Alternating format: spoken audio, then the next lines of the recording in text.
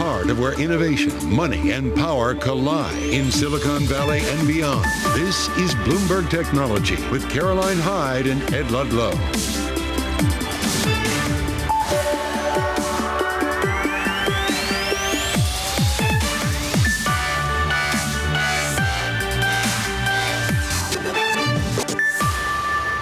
I'm Ed Ludlow in San Francisco. Caroline Hyde's at Bloomberg Invest, but this is Bloomberg Technology. Coming up, full EV coverage ahead as Rivian and VW forge a $5 billion partnership.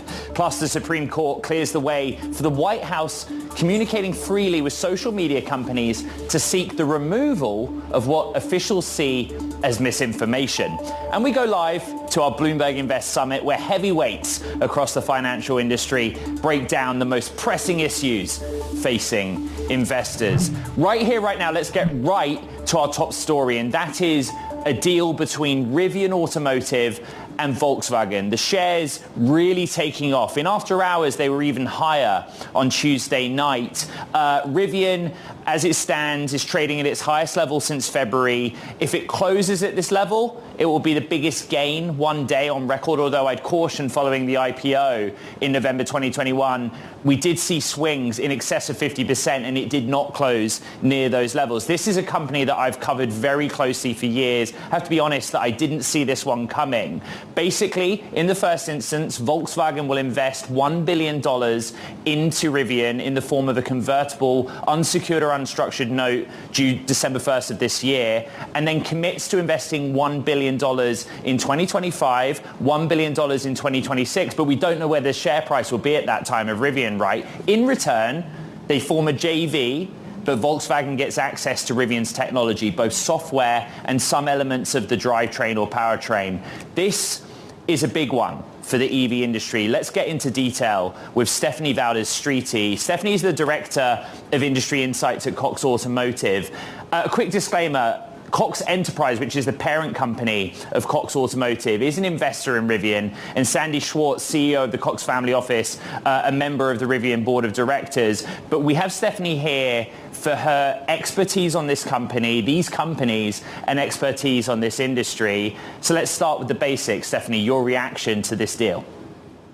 Well, Ed, I think what you hit it when you said this was an unexpected announcement, and it's making waves through the industry. And I think it's huge. It's a breakthrough moment for Rivian. As you know, we've been following Rivian also. And although they've made some really good progress in the market with their products, with their customer experience, you know, becoming profitable has been a big issue. And so this investment is huge. It's going to help them really get on that road to profitability, especially as they're trying to launch the R2, which is a very critical vehicle for them in terms of affordability in the marketplace and kind of in that segment where there's more volume. So I think this is a huge moment. And I think for VW as well, right? Having access to that cutting edge technology. And I think the opportunities for global expansion for both companies is really going to be a positive for both. When the news broke last night, I took a few phone calls, and what was so interesting is very quickly, a few folks close to Rivian and at Rivian and elsewhere in the industry would point out to me, Volkswagen's software strategy has not gone that well. They kind of formed Cariad, the unit and the Cariad platform. I'm told they faced some major issues. How much do you think this is sort of Volkswagen reacting to that versus actually pretty much an acknowledgement that Rivian is good at software? Yeah, I think it's Volkswagen's acknowledging that Rivian has this cutting edge technology and it's going to really help them to scale. And I even think about broader, like if you think about the Chinese automakers and just kind of what the penetration that they've had and the technology that they've had. So I think this is going to really help VW, not only in the North American market, but globally as well. So I think they really saw that this is something that's really going to help their brand and really help them scale faster and more efficiently. I have to be honest with you, Stephanie, Rivian's track record in joint ventures is not good. You know, I've been covering this company since the moment that RJ was on stage at the LA Auto Show and revealed to the world that he had a pickup and SUV. And within, 3 or 4 years after that, the Ford JV had been and gone. Ford invested $500 million in Rivian, and then they planned to build a Lincoln together. They scrapped it. They planned to build a joint venture EV together. They scrapped it. The Mercedes relationship on commercial vans lasted 3 months. How much of a cautionary tale is that for Volkswagen? No, I definitely think they need to be cautious, especially in these two distinct companies, right? And they need to constantly make sure that their strategic goals are aligned. So I think to your point, it's going to be, it's going to be a long, bumpy road, but I think they're going to have to be very focused on making sure they're aligned. And kind of what you just mentioned about some of the failures in the past. So I think it's definitely a risk, right, that they need to closely follow and make sure that they're aligned. You and I spoke very recently about market share. So Rivian is going to come to market in 2026 with the R2, and that probably will be a competitor for existing models like the Model Y. But at the same time, Tesla is ceding some market share in North America and other markets as more models join the market. How are you tracking that, and how do you see that going? Yeah, I definitely see, it's all about product, right? Customers like new product. And with Rivian having the R2, R3, adding more vehicles into the marketplace, I think that's going to really, in terms of Tesla not having anything other than recently the Cybertruck and no definitive timeline for the more affordable vehicle, I think Tesla definitely has more and more competition. And not only with Rivian, VW, but other makes as well. So I definitely think Tesla is really going to need to get some product into the market to maintain that share that they've had for many, many years. I've got a stat for you. For the 12 months through May, Tesla sold 618,000 electric vehicles in the United States. All of the other manufacturers combined sold a BEV 597,000. So at some point, I think we expect that to cross right. But the question it raises is one that RJ Scaringe has argued with me about over many years. He says that this isn't an issue of interest rates or tepid consumer appetite towards EVs generally. He argues we need more models. The more models we have on the market, the better the market will be. Do you share that thesis? Yeah, I think we need more models, but more affordable markets, right? If we want mass adoption, we need to have more affordable models. Price is the top barrier for consumer adoption. And so as we have more and more affordable markets or models in the marketplace, that's going to help with adoption. So I think I agree with that. More models, but more affordable models is going to be critical. Cast your eye to the future. What happens with Rivian, Stephanie? I'm betting on them. I think they have a lot of good brand equity in the marketplace. I think the VW partnership is really a lot of great potential. And I think their collaboration can really evolve this whole connected software-defined vehicle technology. And so I think it's promising. But like we just mentioned, I think they just need to be careful that their strategic goals are aligned and they're in lockstep to ensure success. Stephanie Valdez, Streety of Cox Automotive. I just appreciate your insight, not just to Rivian and VW, which I think caught us by surprise, but the industry at large as well. Thank you so much. Okay, let's turn to some breaking news that's come out in the last hour. The Supreme Court cleared the Biden administration to communicate freely with social media companies in an election year which rules that bolsters the government's ability to seek removal of what officials see as misinformation. I want to bring in Bloomberg's Kaylee Lyons out of Washington, D.C. Kaylee, I saw the headline cross and I've just read the intro to you, and I'm trying to understand the mechanics and bigger picture of this story. Explain it to me. Well, Ed, technically this is a win for the White House. You're exactly right in that it leaves the door open for them to communicate freely with social media companies about content that they see as misinformation that could potentially be harmful to the public. This case all started with questions around the administration's activity with social media companies and trying to control information related to the COVID-19 pandemic and the 2020 election. And the plaintiffs in this case essentially argued that they overstepped the constitutional bounds of the right to free speech. The thing is, in this ruling, which was 6-3, the majority opinion written by Justice Amy Coney Barrett doesn't actually talk about the merits of the case. It's about standing. They essentially argue that the plaintiffs, which included 2 states and a handful of residents within those states, did not have the standing to be bringing this case because they couldn't demonstrate that they were directly injured by the defendants, which of course in this case is is the Biden administration. So this is kind of similar to the mifepristone ruling we got earlier this month, where they didn't actually decide necessarily definitively on access to that abortion pill. It was just that the individuals, people that brought the case did not have standing, which is why they ruled in favor of keeping access to it. So it leaves the door open, Ed, for this question to still be raised again in the future, technically by plaintiffs who may have more firm ground to stand on. There's an interesting case of what happens next, because per the ruling, the administration could go out and engage with the companies and talk to them freely. That is the top line of the story. Whether they do or not remains to be seen, because in October there was a temporary halt per the court. And as we keep pointing out, it is an election year. What does Biden and co. do? It's an excellent question, Ed, and we're just going to have to wait and see, because, of course, all of this is going to be viewed through a political lens. There is a huge conservative thought in which the three ultra-conservative justices who dissented in this decision, Thomas, Alito, and Neil Gorsuch, that do think the administration may be violating the rights of free speech, specifically restricting the speech of the right and of more conservatives. And this is something that we see trickling through all through American politics at this time, all the way up to the presumptive Republican nominee, Donald Trump. So these decisions for the administration to be engaging with social media companies on what content can be propagated and seen by the people is very much politically tinged. And I would just note, Ed, it isn't just about what the administration does, but what social media companies themselves do. And I would point you to the fact that we are still waiting a ruling this term from the Supreme Court, so it should come within the next several days, on laws in the states of Texas and Florida that restrict the ability of the social media companies themselves to police misinformation. And the court has yet to rule on that particular question.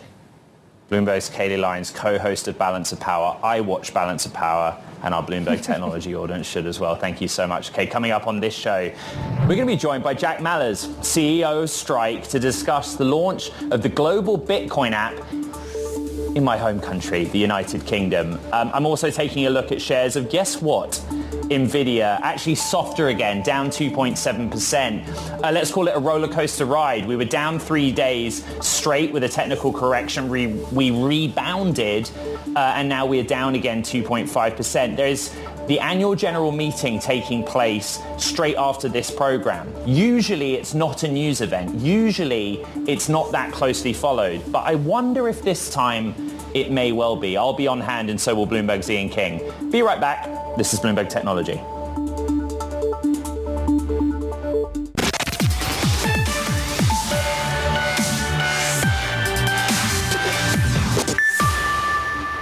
Okay, time for talking tech. And first up, CME readies for trading via the cloud. Google will work with the exchange operator to build out a new network that would move futures and options trading to the cloud. The two firms will develop new facilities next to CME's existing data centers, with construction due to start later this year. Plus, SoftBank's AI ambitions start with healthcare. Founder Masayoshi Son is set to host a panel with doctors and medical professionals on ways to harness AI for the health sector. One company he's expected to bring up is Tempus AI, a US startup that's backed by SoftBank that analyzes medical data. And South Korean chip makers are about to get a financial boost. The country is going to inject $19 billion in support to build out the semiconductor industry. Starting in July, eligible firms could tap the program at the market's lowest rates. This comes as countries worldwide are moving to make chips locally due to global supply chain concerns. Those are some of the news stories we're following. I want to get to the world of crypto. The global Bitcoin app Strike has now launched in the United Kingdom. Delighted to say that Strike CEO Jack Mallers joins us now here on Bloomberg Technology. I found this so interesting. Without boring you with it, I moved to America 6 years ago, but at that time when I was covering technology, London in particular, I would say, and the consumer base was much more focused on fintech and crypto than perhaps other areas of technology. 6 years on, you guys have made the move to that market. Why? I think simply put, we view Bitcoin as a paradigm shift. I think Bitcoin is the first time humans have come across perfect money as we know it. And the world needs a global Bitcoin company that's going to help them and provide them the financial services to adopt it.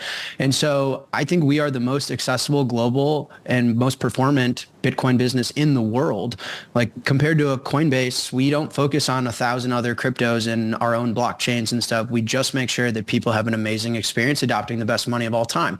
So that's why the people in the UK need Bitcoin, brother. Come on. Well, Jack, I find that interesting, though. So if you think about Strike as a platform or an app, call it what you will, you can do several things, right? You can buy and sell Bitcoin. You can make lightning payments. There's other functionality. But is there a specific use case that you think people of the United Kingdom will use most? In other words, was there a clear demand for a specific function?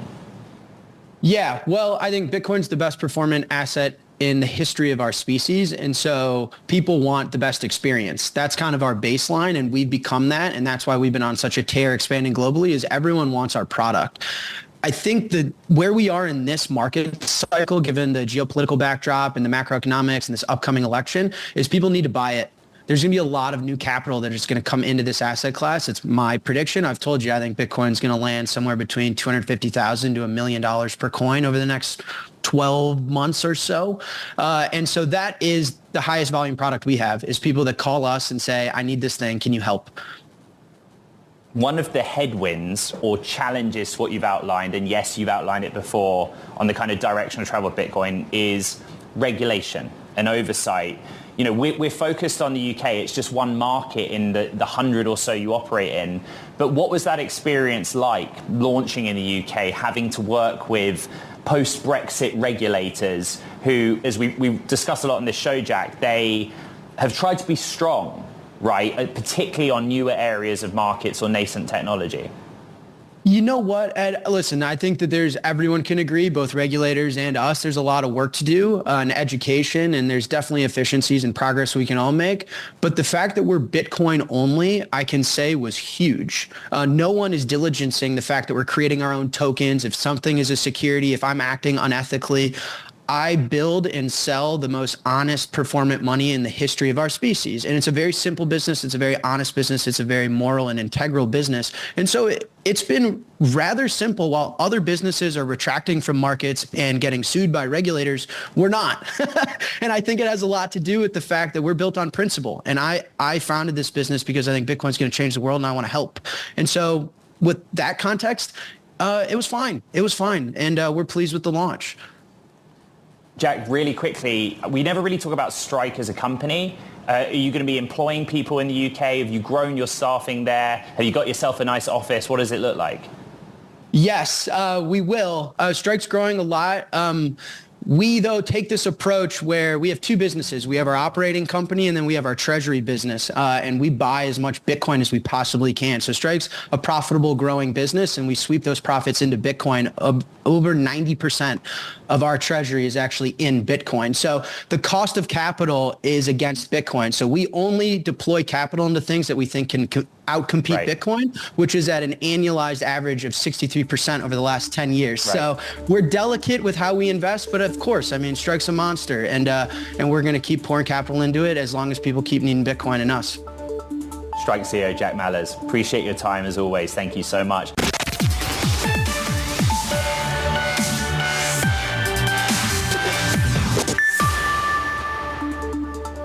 Time now for our weekly AI in Action segment, and today we're looking at the field of legal AI. Robin AI works to enhance efficiency by automating much of the due diligence process that's involved in M&A. The company also announced their new product line, Robin AI Reports, this month. Delighted to welcome back to the program CEO Richard Robinson. I think you and I have discussed this in the past. Like I am a student of the law, went to law school, a family of attorneys, and thank goodness I didn't become one. but I get the point of Robin AI. Let's start with the new product line, the reports element. What is it, and why did you feel the need to bring it out? Yeah, sure. When I was a lawyer, one of the most painful things I ever had to do is something most lawyers spend their time doing, is working through hundreds and hundreds of contracts, trying to summarize those agreements for our clients. People want to know what's inside all of these documents before they do a transaction. And unfortunately, in the past, we've just never had technology to help us. And so we employ armies of associates through the night, week in, week out, to basically go through these documents line by line, looking for risks that they can report. And so we said, why can't we build something that uses AI to do that for us? That's essentially what our reports product does. The field of legal AI is widely discussed. We recognize a two-horse race, basically. You have an association with Anthropic. Yeah. There is another legal AI named Harvey we've had on this program, closely aligned to OpenAI. In fact, I think OpenAI made an equity investment in them. Yeah.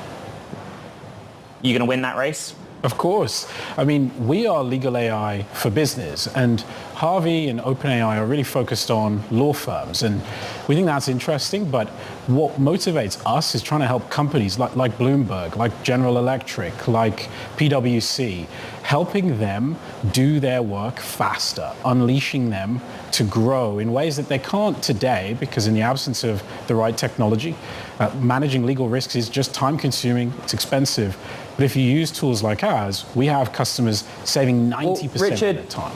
Could I have some data then? How many M&A transactions has Robin AI facilitated, for example? Yeah, I mean, we've been involved, it's worth saying, we've been doing this for nearly 5 years now. I mean, we support M&A transactions.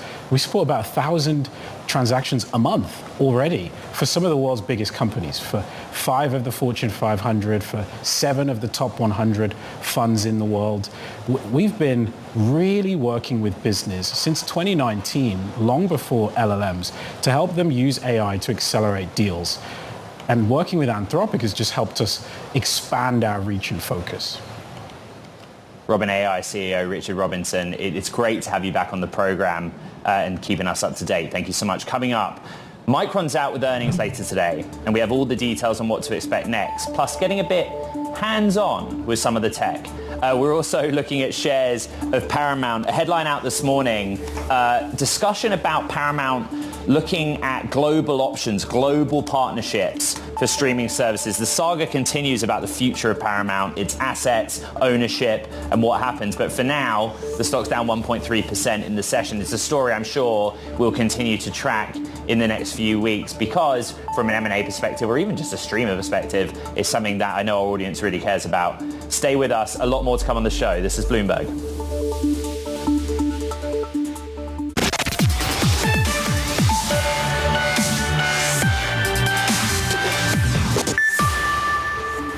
We got hands-on with NVIDIA's AI accelerator, the H100. But this little one is pretty important too. It's Micron's HBM3E, a high-bandwidth memory chip used to power AI workloads. The tech's revolutionary for the industry because it allows for high-speed data transfers and more capacity, both bottlenecks in developing AI. Producing the chips is complex, but the payoff is great for Micron, Samsung, and other players. The Micron chip's smaller and thinner than a penny. It's key to training LLMs for generative AI. Basically, the more data you can serve up more quickly, the better the model gets. There are 8 layers of DRAM or memory stacked on top of each other. Each layer is 3 gigabytes, so together you get 24 gigabytes. The reason that Micron's HBM3E or high bandwidth memory is important is that in the AI context, it solves for a problem called the memory wall. To train the LLMs behind ChatGPT, for example, you need to be able to process a large amount of data very quickly. As AI workloads increase and NVIDIA releases new higher performance AI chips like Blackwell,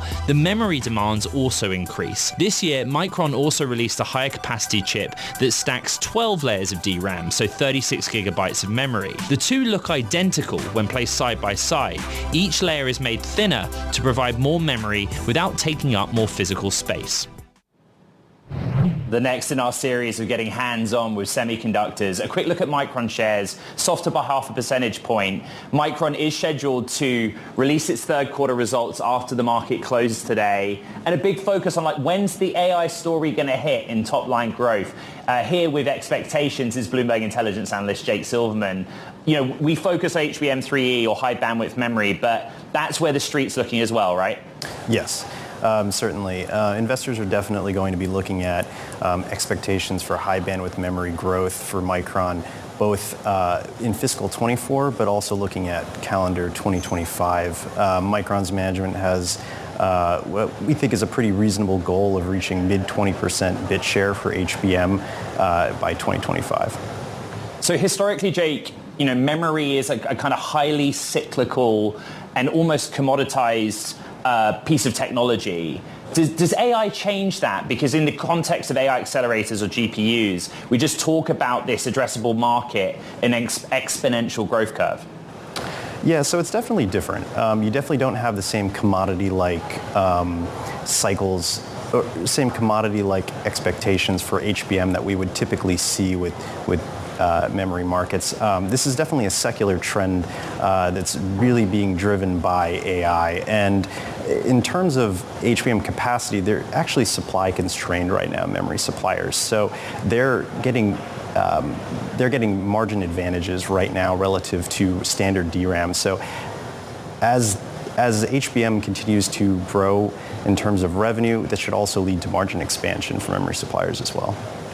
I'm really interested in how much Sanjay Mehrotra, the CEO, gives us a crystal ball into the future. Because in the first instance, HBM3E goes with H200 generation of NVIDIA's AI accelerator. But in the future, you have Blackwell. Maybe he'll tell us how much money they make. But I'm interested in the landscape. Samsung is looking at high bandwidth memory. You have SK Hynix. Where does Micron sit in that competitive field? Yeah. So SK Hynix has been the leader. They've really been sort of the sole supplier to NVIDIA's H100 chip. But as we look at H200, Micron seems to have gained a decent amount of share there, and we're expecting Micron to gain share into their Blackwell chip as well. But that's not the only opportunity for Micron as well. They can continue to gain share in other GPUs, accelerators. There's a lot of options. AMD as well is one example. Google's TPU is another opportunity. All of those chips require high bandwidth memory. There is some other stuff that we should talk about. I mean, DRAM generally, NAND or flash memory. What are some of the other important areas of Micron's business? Yeah, so there's also, staying on the topic of AI as well, aside from HBM, they actually still have products that are related to AI growth. High capacity memory modules for DRAM, enterprise SSDs, all of those are starting to see an inflection related to AI revenue. But generally speaking, the market just looks a lot healthier. As we think about supply constraints and limited capacity this year and potentially into next year as well, we're expecting pricing to continue to increase for non-AI related products for Micron. Okay, put you on the spot. What are we expecting then? Give me the top line growth numbers and where BI sees the print this evening. Yeah, so we think that Micron will report above the mid-range of guidance for both revenue and earnings. And as prices continue to increase throughout this year, that could lead to upward estimate revisions across the street for this year and into potentially next year as well. You are new to the show, Bloomberg Technology, but we're grateful to have you. What else are you working on in the field of memory right now? It's a big coverage area. We talked about how historically it behaves like a commodity, and it's also a global industry as well.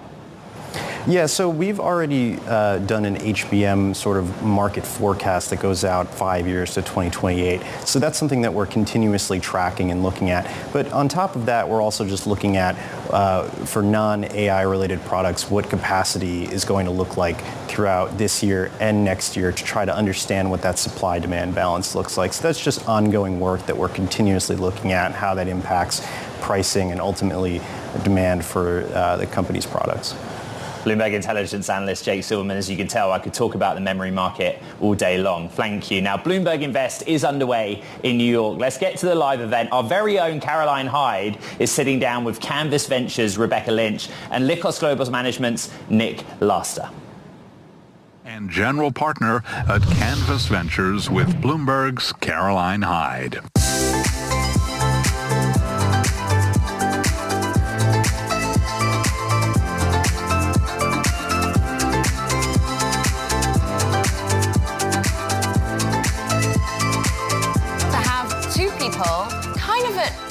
Either end of the spectrum here when it comes to private investing, going into public investing.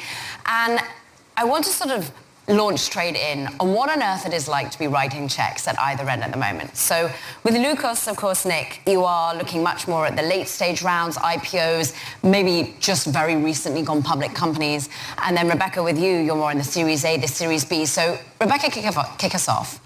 Yeah. Is it competitive? You know, it is competitive.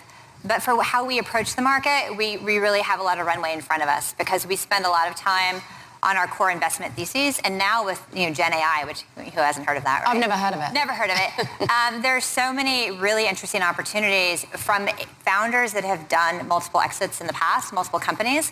And so we've done 3 this year, and the pricing is back down to pre-21 levels, all with the Gen AI focus. But you have to really know what you're looking for, and you have to know what to avoid. Okay, so Nick, if we're looking at Lucas's approach right now, you've of course come out of Soros, raising your own fund already in CoreWeave, for example, which is one of the pinups in AI. Was that a hustle to get into? How competitive is it? It was. I think it's the onus is on investors to do something other than just write a check because capital is something of a commodity for us, and particularly with CoreWeave, Mike, Brandon, and Brian. It came down to our ability to help them tell their story in a way that was going to resonate as they transition to public market. That's a PR's job, Nick. But no, it's an exceptional asset. We were humbled to partner with them. But it requires investors to hone and clearly articulate their value prop. So we already have brought up Gen AI. So Nick, if a company right now is at the upper ends of raising money, actually might even be eyeing the public markets, does generative AI have to be in their story? That's your key selling point. You can help companies tell a story. Does it have to be a Gen AI story? It certainly doesn't hurt. I think companies that have AI exposure or credible AI story are certainly in a very different situation when it comes to IPO demand. If you look at deals this year, 2 come to mind, both successes, Reddit and Astera Labs, March IPOs. Astera was a pure play AI narrative, and Reddit was a complementary AI narrative. They're up 60 and 80%. But irrespective of whether or not you have a credible AI story, if you're a CEO, if you're a founder thinking about going public in the next 2 to 3 years, I think the things that really matter, identifying partners that you can see yourself growing with, building a robust finance function, and identifying the KPIs that are going to drive value not only today, but going forward. There's always going to be public market demand, AI or not, for businesses that have durable growth, strong unit economics, and a line of sight on free cash flow.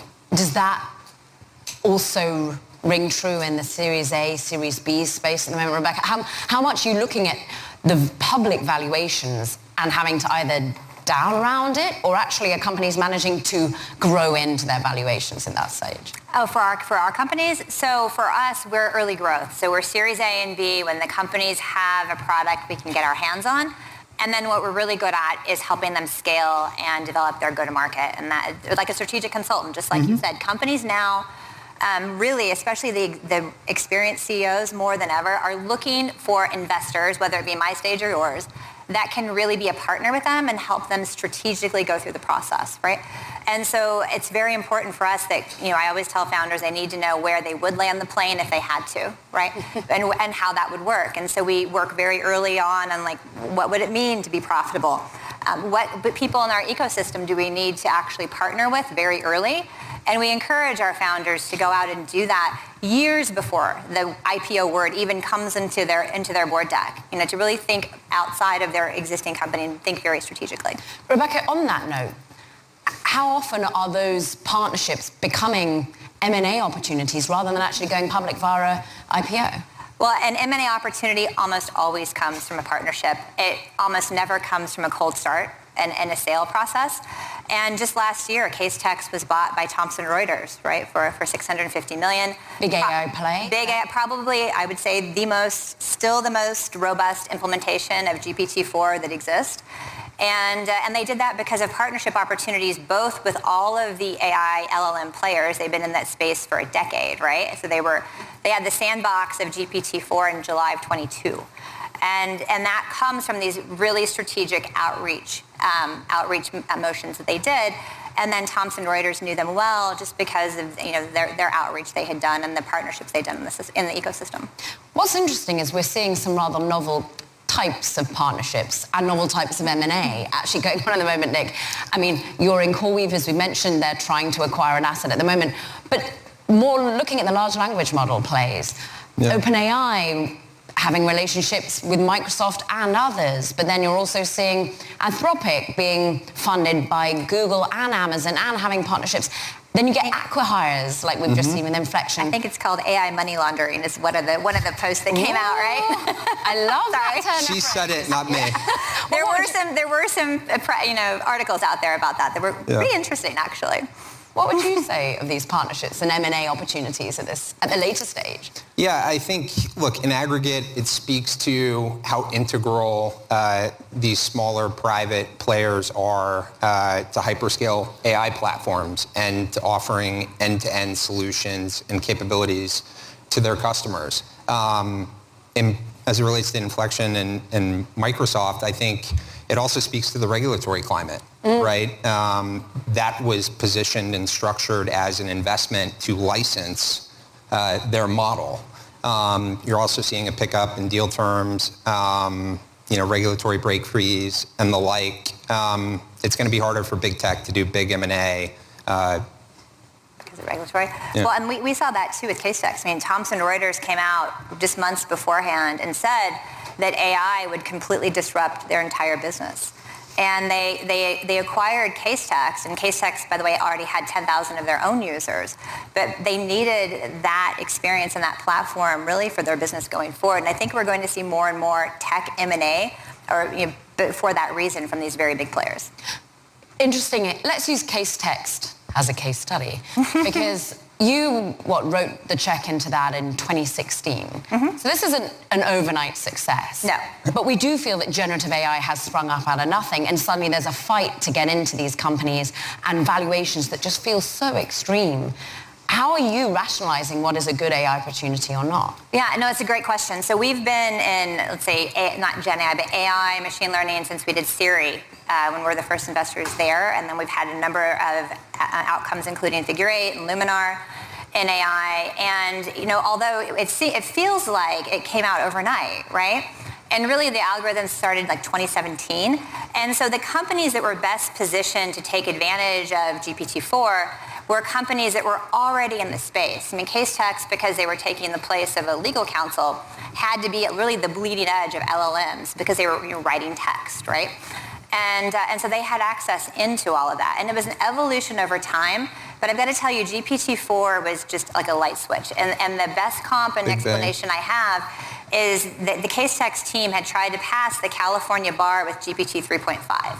And the best they could ever get it to do was roughly 30%, score. Pathetic. Although the California State Bar, the average is 68, so also not great. Beats the ex-lawyer. Exactly. So but when they put GPT-4 against it, it was 94%, which was better than the lawyers. And that was in a very, very short period of time. So I think we just saw this step change incredibly suddenly.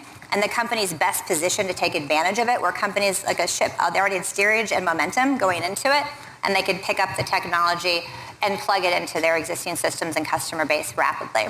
Look, it was a light switch, and it was also a light switch for many a market valuation. And we talk about NVIDIA day in, day out. It's now more than 3 trillion. I mean, it was at 1 trillion when we started the year. I mean, this is a phenomenal rate of growth.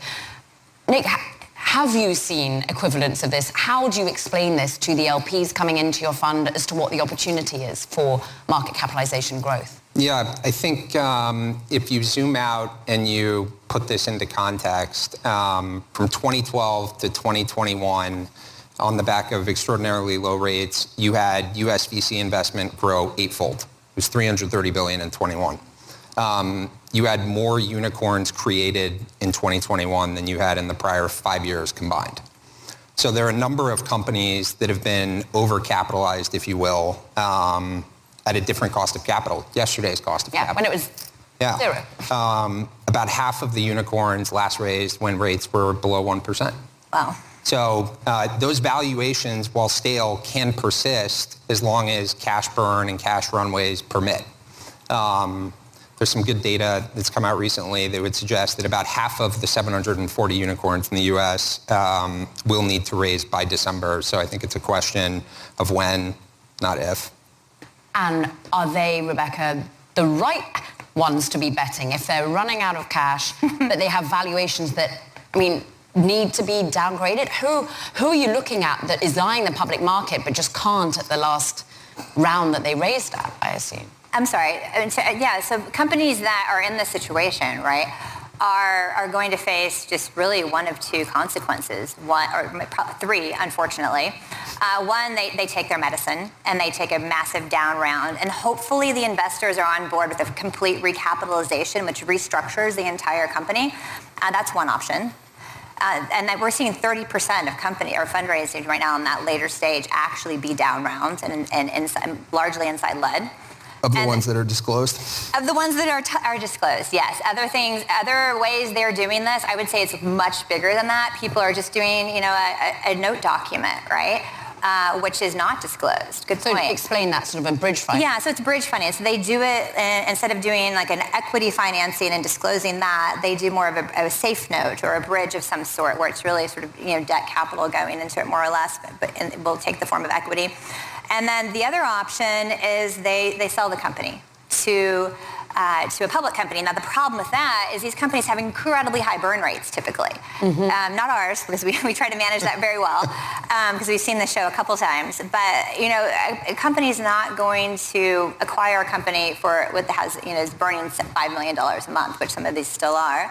And then the third option is sort of the least favorable, is they just close. They go out and kind of quietly go away, right? But a big company can't quietly go away.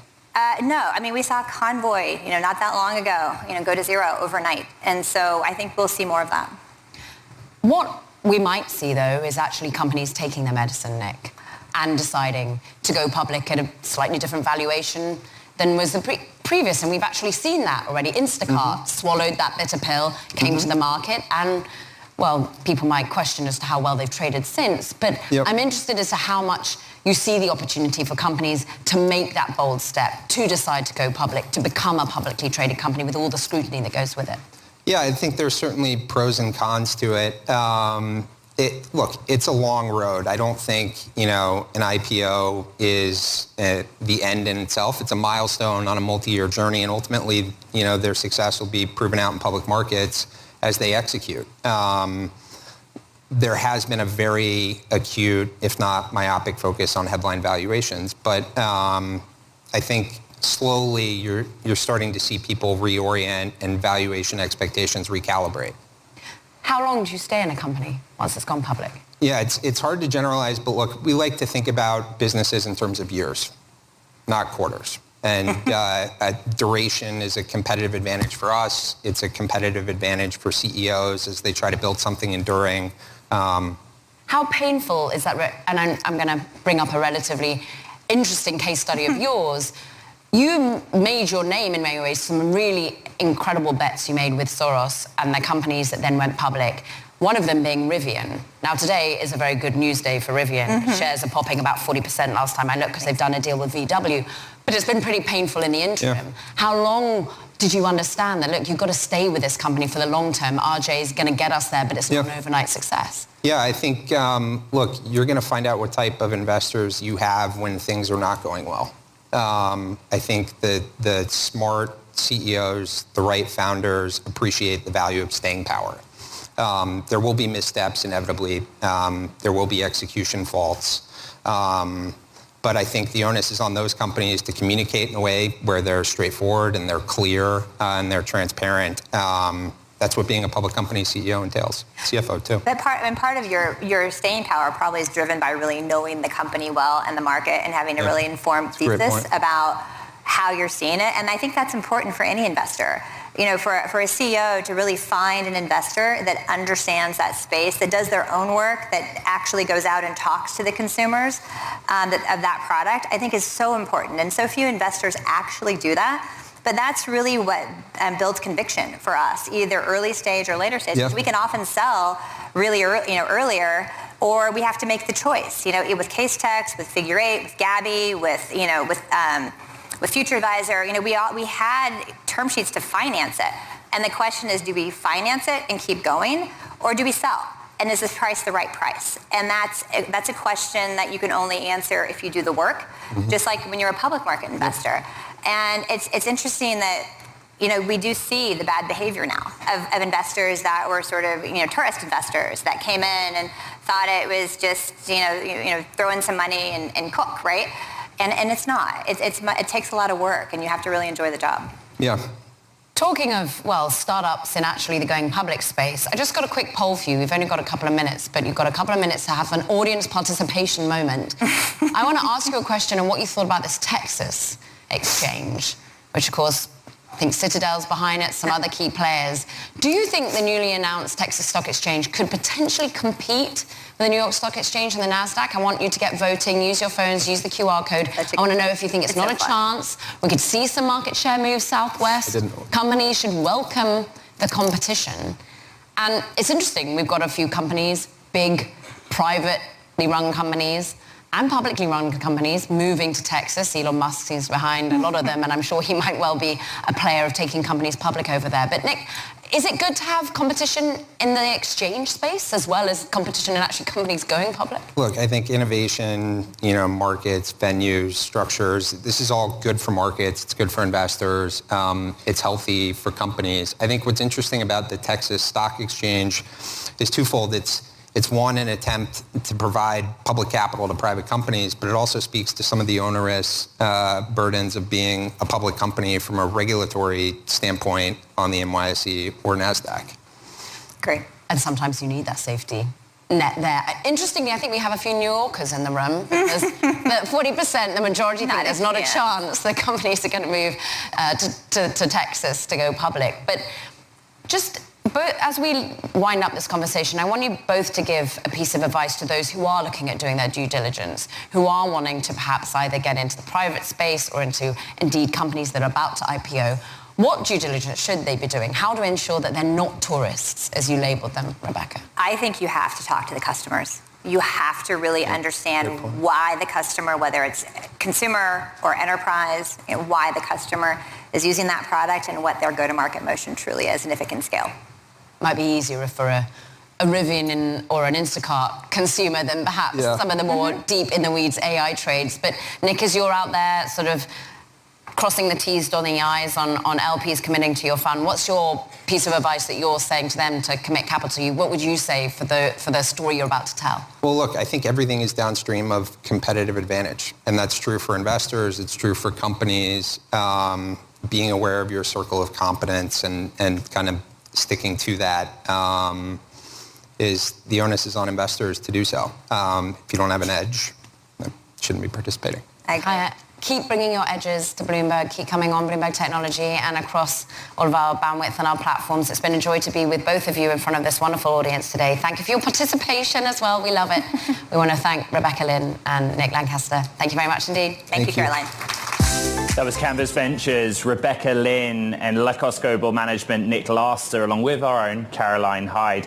Let's get back very quickly and check on shares of Rivian. Actually, we paired much of the incredible gain we saw in Rivian shares after an up to $5 billion deal, JV formation with Volkswagen, giving Volkswagen access to Rivian software in tech. That's a two-day chart, but in the moment, we're up around 27%. Even so, shares trading at their highest level since February. Of course, this is a stock that's had a precipitous, plummetous decline since its November 2021 IPO. We'll continue to track it. That does it, though, for this edition of Bloomberg Technology. But this Friday, we have Vivek Ramaswamy joining me here on Bloomberg Technology following the presidential debates. This is interesting. I've reported that Vivek was an intermediary, a conduit between Elon Musk re-engaging with former President Donald Trump. I'm going to ask Vivek about that, and I'm going to ask him about his ambitions for a position in government should former President Trump gain re-election. This was a pretty big show that we had today. We went really big on the Rivian story. We had a fantastic guest in Cox Automotive, but we also can recap on the podcast, find it on the terminal, online, Apple, Spotify, and also on iHeart and the Bloomberg platforms. Gosh, what a week it's been. Stay with us. This is Bloomberg Technology.